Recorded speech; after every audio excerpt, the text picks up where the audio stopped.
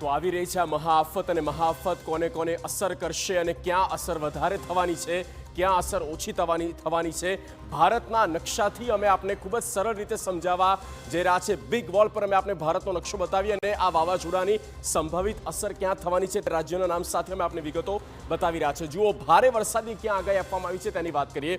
ભારે વરસાદની આગાહી બંગાળની ખાડી છે આ તરફ, અને બંગાળની ખાડીમાં જ્યાંથી આ સર્ક્યુલેશન ત્યારબાદ સાયક્લોન જે એક્ટિવ થાય છે અને જે આગળ મુવમેન્ટ તરફ વધે છે, એટલે કે સાઉથ ઇન્ડિયા, દક્ષિણ ભારતના જે રાજ્યો છે તે સૌથી વધારે પ્રભાવિત થાય છે। અને તેમાં છે સૌથી વધારે તામિલનાડુ, આંધ્રપ્રદેશ, ઓડિશા।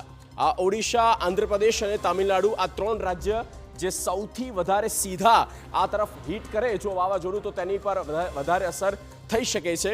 કેટલાક અંશે તેલંગાણાને પણ અસર થઈ શકે, પણ જે સૌથી વધારે એક્સ્ટ્રીમ લેવલ પર જ્યાં અફેક્ટિવ છે તો એ છે કેરલા, કર્ણાટક અને મહારાષ્ટ્ર સુધી તેની અસર સીધી વર્તાય તેવી પૂરેપૂરી શક્યતા છે। ભારતના નકશામાં આપણે આપને બતાવી રહ્યા છે સાઉથ ઇન્ડિયા, દક્ષિણ ભારતના લગભગ એક સ્ટેટને બાદ કરતા તમામ જે રાજ્યો છે તે અત્યારે પ્રભાવિત થશે તેવી પણ એ આગાહી છે।